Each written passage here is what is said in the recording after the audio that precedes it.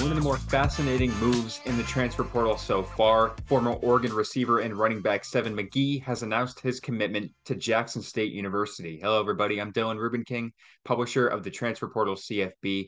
Let's talk about who Seven McGee is first while we talk about this move as a whole. Seven McGee was a four-star running back in the 2021 class, the top running back in New York, in the state of New York.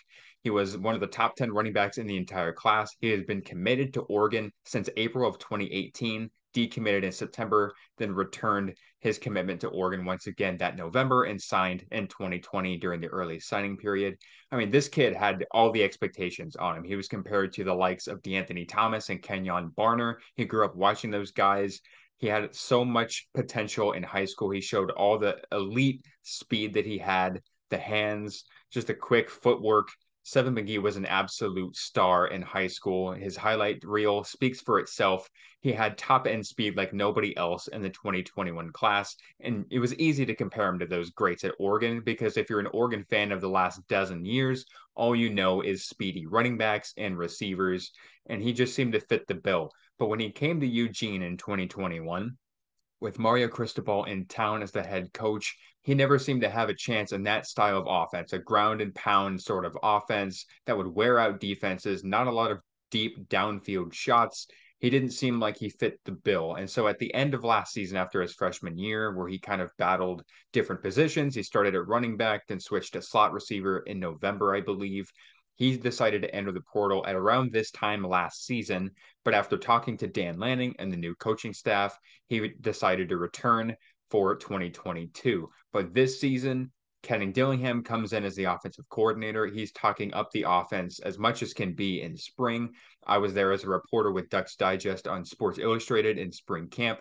I asked him, hey man, is this offense more fit for you, for your abilities? Do you feel more comfortable in this offense? And he said, yeah, look, this is like the Chip Kelly, Mark Helfrich kind of offense that I grew up watching. They get playmakers in space. They get, playmakers the ball in the first place, which it didn't really seem like during the Mario Cristobal era. That was a big priority of the offensive scheme. It just seemed like the running backs were getting all the work. Anthony Brown would get carries out of the backfield, and there's just a lot of dink and dunk, boring stuff that wouldn't really stress out a defense.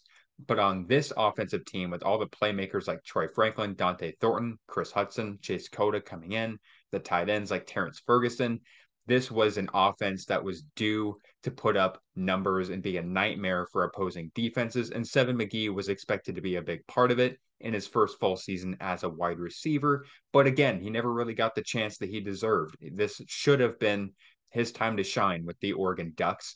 But guys like Troy Franklin broke out, had a big year. Dante Thornton caught on late in the year. The tight ends were heavily utilized. The running backs, the running game was still there, even though it wasn't as much of a priority or an emphasis rather as the Mario Cristobal era. But this was still a very balanced offensive tech, and Seven McGee just never really fit in. And then during the season, he did get some touches. It wasn't like he completely disappeared. He played in every game up until I believe it was the Cal game at Cal Berkeley a couple of months ago. And he didn't travel with the team, and then announced in November that he was going to enter the transfer portal when the window opened on December 5th, and he made it official on December 5th. Early on, he got offers from UMass and Nevada. We got kind of worried that, maybe Seven McGee wasn't going to be getting the Power Five offers that he deserved, at least out of high school, and the little bit that we've seen at Oregon that he seemed to deserve.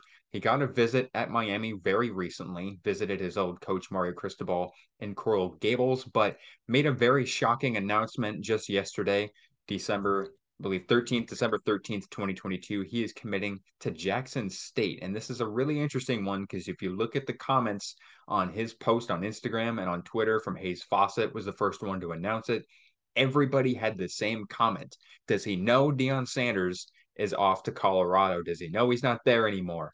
And that comment continuously came up over and over and over again. And that kind of bothered me. I get the reaction to it. I get that Deion Sanders left, but this was not Deion Sanders' program. He didn't own this program. Yes, he left it in a much better place than when he came there a couple of years ago. but this is still a powerhouse program. This is still one of the best programs.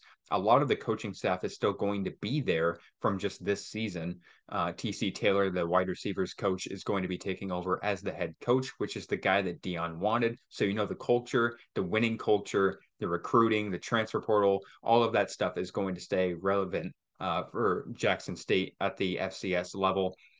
Seven McGee, to me, proves that Jackson State, no matter if Dion is there or not, they can still recruit those Power 5 transfers and bring them there.